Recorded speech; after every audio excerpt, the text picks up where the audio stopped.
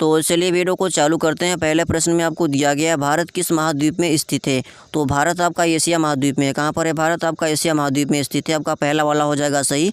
Total आपके 7 महाद्वीप हैं। कितने महाद्वीप हैं टोटल आपके 7 महाद्वीप हैं। सबसे बड़ा महाद्वीप आपका एशिया महाद्वीप है। सबसे छोटा महाद्वीप आपका ऑस्ट्रेलिया महाद्वीप है। अगर आपका कोई सा भी डाउट बचा हो तो हमारे वीडियो में कमेंट करके पूछ सकते हो। चलते हैं अगले प्रश्न पर। अगला प्रश्न में आपको दिया गया है भारत का राष्ट्रीय जलीय जीव कौन है।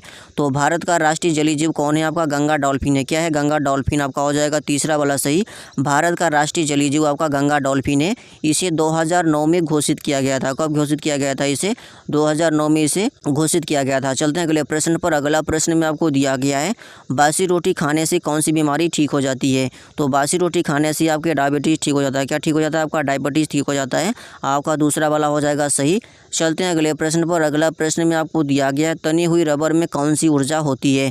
तो तनी हुई रबर में आपकी कौन सी ऊर्जा होती है आपकी होती है प्रत्यक्ष स्थितिज ऊर्जा। आपका पहला वाला हो जाएगा सही। तनी हुई रबर में आपकी प्रत्यक्ष स्थितिज ऊर्जा होती है। चलते हैं अगले प्रश्न पर। अगला प्रश्न में आपको दिया गया है गोबर पर उगने वाले कवक को क्या कहते हैं। तो गोबर पर उगने वाले कवक को क्या कहते हैं क्रोपोफिल कवक। क्या कहते हैं क्रोपोफिल कवक गोबर पर उगने वाले कवक को कहा जाता है। आपका पहला वाला हो जाएगा सही। इसका जो कार्य होता है क्रोपोफिल कवक का यह गोबर को सड़ा गला करके मिट्टी में बना देता है। क्या करता है यह गोबर को सड़ा गला करके मिट्टी बना देता है। आपका ये वाला हो जाएगा सही पहला वाला क्रोपोफिल कवक।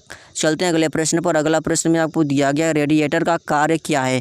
तो रेडिएटर का जो कार्य है वह इंजन को ठंडा करना। क्या इंजन को ठंडा करना आपका हो जाएगा पहला वाला सही। रेडिएटर का कार्य होता है इंजन को ठंडा करना। चलते हैं अगले प्रश्न पर। अगला प्रश्न में आपको दिया गया है कार्बन का शुद्धतम रूप है। तो कार्बन का आपका जो शुद्धतम रूप है वह आपका क्या है हीरा है। क्या है हीरा। आपका चौथा वाला हो जाएगा सही। कार्बन का शुद्धतम रूप आपका हीरा हो जाएगा। चलते हैं अगले प्रश्न पर। अगला प्रश्न में आपको दिया गया है बासी मुँह पानी पीने से कौन सी बीमारी ठीक हो जाती है। तो आपका आंसर हो जाएगा कब्ज। ऑप्शन आपका चौथा वाला हो जाएगा सही। कब्ज बासी मुँह पानी पीने से आपका ठीक हो जाता है। चलते हैं अगले प्रश्न पर। अगला प्रश्न में आपको दिया गया है सूर्य सबसे पहले कहाँ पर उगता है। सूर्य सबसे पहले आपका अरुणाचल प्रदेश में उगता है। आपका दूसरा वाला हो जाएगा सही। चलते हैं अगले प्रश्न पर। सबसे पहले आपका अरुणाचल प्रदेश के डोंग गांव में कहाँ डोंग गांव में उगता है सूर्य।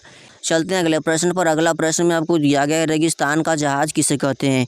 तो रेगिस्तान का जहाज आपको ऊँट को कहा जाता है। आपका तीसरा वाला हो जाएगा सही। रेगिस्तान का जहाज ऊँट को कहा जाता है क्योंकि जो ऊँट होता है वह रेगिस्तान में आसानी से चल जाता है बिना पानी भोजन के कई दिनों तक। तो चलते हैं अगले प्रश्न पर। अगला प्रश्न में आपको दिया गया है भारत के वर्तमान गृह मंत्री कौन है। तो भारत के वर्तमान गृह मंत्री आपके अमित शाह हैं। कौन है अमित शाह। आपका पहला वाला हो जाएगा सही। भारत के वर्तमान गृह मंत्री अमित शाह हैं। कौन है अमित शाह। जो प्रथम गृह मंत्री थे वो आपके थे सरदार वल्लभ भाई पटेल। कौन थे सरदार वल्लभ भाई पटेल स्वतंत्र भारत के प्रथम गृह मंत्री थे। चलते हैं अगले प्रश्न पर। अगला प्रश्न में आपको दिया गया है भारत की पहली बोलती फिल्म कौन है। तो भारत की जो पहली बोलती फिल्म थी आपकी आला मारा थी। कौन थी आला मारा। आपका दूसरा वाला हो जाएगा सही। यह कब रिलीज हुई थी। यह रिलीज आपकी हुई थी 14 मार्च 1931 को। कब रिलीज हुई थी 14 मार्च 1931 को मुंबई के मैजेस्टिक सिनेमा में रिलीज हुई थी। चलते हैं अगले प्रश्न पर। अगला प्रश्न में आपको दिया गया गुलाम वंश का संस्थापक था। तो गुलाम वंश का संस्थापक आपका कुतुबुद्दीन ऐबक था। आपका तीसरा वाला हो जाएगा सही। गुलाम वंश का संस्थापक था कुतुबुद्दीन ऐबक। यह 1206 ईस्वी में दिल्ली सल्तनत की स्थापना की और 1290 तक यह शासन किया। चलते हैं अगले प्रश्न पर। अगला प्रश्न में आपको दिया गया अस्थायी बंदोबस्ती योजना शुरू की थी। तो अस्थायी बंदोबस्ती योजना आपका लॉर्ड कॉर्नवालिस ने शुरू किया था। किसने किया था लॉर्ड कॉर्नवालिस ने शुरू किया था। आपका हो जाएगा तीसरा वाला सही। कौन आपका हो जाएगा सही। आपका तीसरा वाला हो जाएगा सही Lord Cornwallis. British governor general Lord Cornwallis ने 1793 में बंगाल बिहार और उड़ीसा में इसे लागू किया था। चलते हैं अगले प्रश्न पर। कोई सा भी डाउट हुआ तो हमारे वीडियो में कमेंट करके पूछ सकते हो। चलते हैं लास्ट और आखिरी प्रश्न पर। आखिरी प्रश्न में आपको दिया गया भारत में सबसे पहले जजिया कर लगाया था। तो भारत में सबसे पहले जजिया कर कौन लगाया था। आपका लगाया था मोहम्मद बिन कासिम को लगाया था। मोहम्मद बिन कासिम आपका तीसरा वाला हो जाएगा सही। सबसे पहले जजिया कर लगाया था वो भी कब लगाया था 712 ईस्वी में लगाया था। कब लगाया था 712 ईस्वी में। तो ये रहा हमारा प्रश्न। अगर आपको वीडियो अच्छा लगा तो आप वीडियो को लाइक करो शेयर करो अपने दोस्तों में। मिलते हैं किसी नेक्स्ट वीडियो में।